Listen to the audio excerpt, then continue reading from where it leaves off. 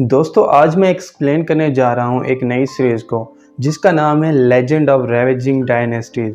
इस सीरीज़ के स्टार्ट में हमें बताया जाता है कि पृथ्वी जहाँ हम रह रहे हैं उसका जन्म गैलेक्सीज के डिस्ट्रॉय होने से हुआ था और उससे जो लाइफ फॉर्म क्रिएट हुई थी उससे यहाँ एक और लाइफ फॉर्म ने जन्म लिया। अब हमें एक लड़का दिखाया जाता है जिसका नाम आजबेल होता है। वो एक बार में नौकरी करता है जहाँ वो कस्टमर्स को सर्व करता है। इसी बीच कुछ कस्टमर्स वहाँ आ जाते हैं। आजबेल उन्हें ड्रिंक्स सर्व करने लगता है। तभी एक लड़की उसे अपनी तरफ बुला लेती है जिसका नाम आरो होता है।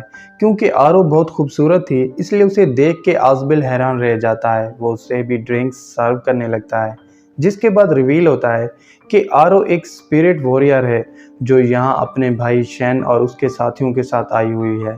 ये सुन के आजबेल उससे पूछता है कि क्या तुम्हारा भाई ड्यूक है, जिस पे आरो कहती है कि ड्यूक स्पिरिट वॉरियर का सबसे हाईएस्ट लेवल है और इस कंट्री में टोटल 7 ड्यूक्स हैं, इसलिए उनके लेवल तक पहुंचना लगभग नामुमकिन है।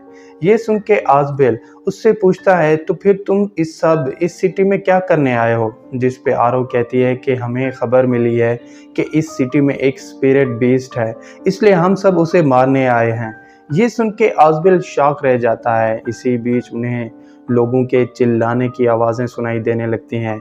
सिर्फ यही नहीं, उस सिटी में बर्फीला तूफान आ जाता है जिससे हर तरफ बर्फ़ फैलने लगती है और वो बर्फ़ जिस किसी चीज़ को भी टच करती है वो भी बर्फ़ बन जाती है। तभी वो बर्फ़ उस बार में भी पहुंच जाती है। अब जैसे ही वो बर्फ़ उन स्पिरिट वॉरियर्स को टच करती है वो स्पिरिट वॉरियर्स वहीं पे बर्फ़ में तब्दील हो जाते हैं। ये देख के सब डर जाते हैं। वो उससे दूर भागने की कोशिश करते हैं मगर वो बर्फ़ उन्हें भी टच कर जाती है जिससे वहीं पे उनके बर्फ़ के पुतले बन जाते हैं और वो वहीं पे डिस्ट्रॉय हो जाते हैं। क्योंकि इससे आरो का भाई शैन और उसके सभी साथी मर चुके थे, इसलिए ये देख के आरो भी अपनी जान बचा के वहाँ से भागने लगती है। वो बर्फ़ भी उसका पीछा करने लगती है। आरो उससे बचते बचते दरख्तों पे चढ़ जाती है मगर वो बर्फ़ वहाँ भी उसका पीछा करती है। ये देख के आरो वहाँ से कूद के आगे जाने लगती है मगर उसके आगे एक बहुत बड़ी माउंटेन आ जाती है जिससे आगे जाने का कोई रास्ता नहीं होता। तभी उसके सामने एक आइस लायन आ जाता है जो असल में स्पिरिट बीस्ट होता है और उसी ने अपनी पावर से बर्फ का तूफान भेजा है। ये देख के आइस लायन अपनी पावर से आरो पे अटैक कर देता है। आरो उससे फाइट करने की कोशिश करने लगती है मगर वो स्पिरिट बीस्ट बहुत पावरफुल होता है इसलिए वो आसानी से आरो को हर्ट कर देता है। इसी बीच आजबेल जो बर्फ के अटैक से बार में बच गया था वो भी भागते भागते वहां आ जाता है मगर स्पिरिट बीस्ट उसे भी देख लेता है। वो अपनी पावर से उस पर अटैक कर देता है जिससे वो काफ़ी हर्ट हो जाता है। ये देख के वो उसे अब ऊपर की तरफ उठा लेता है और फिर वहीं पे खा जाता है।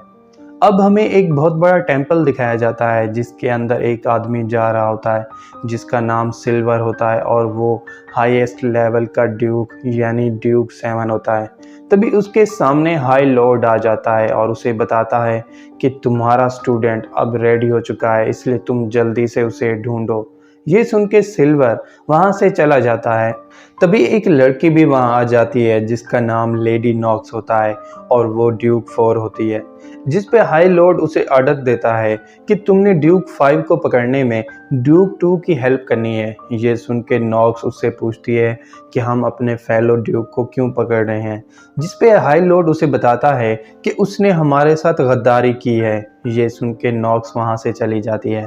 इसी बीच ड्यूक 5 अपने स्टूडेंट को लेके जंगल में भाग रहा होता है। ड्यूक 2 भी उसका पीछा कर रहा होता है। तभी वो अपनी पावर से ड्यूक 5 पे अटैक कर देता है जिससे उसके सामने एक रैथ मिरर आ जाता है और उससे उसकी इवल परछाई बाहर आ जाती है। अब वो इवल परछाई ड्यूक 5 से फाइट करने लगती है। दोनों अपनी अपनी सोर्ड से एक दूसरे पे अटैक करने लगते हैं। तभी ड्यूक 2 ड्यूक 5 के स्टूडेंट के पास चला जाता है और उसे मारने की कोशिश करने लगता है, जिसके बाद रिवील होता है कि आजबेल जिस पे स्पिरिट बीस्ट यानी आइस लाइन ने अटैक कर दिया था वो मरा नहीं बल्कि अभी भी जिंदा है।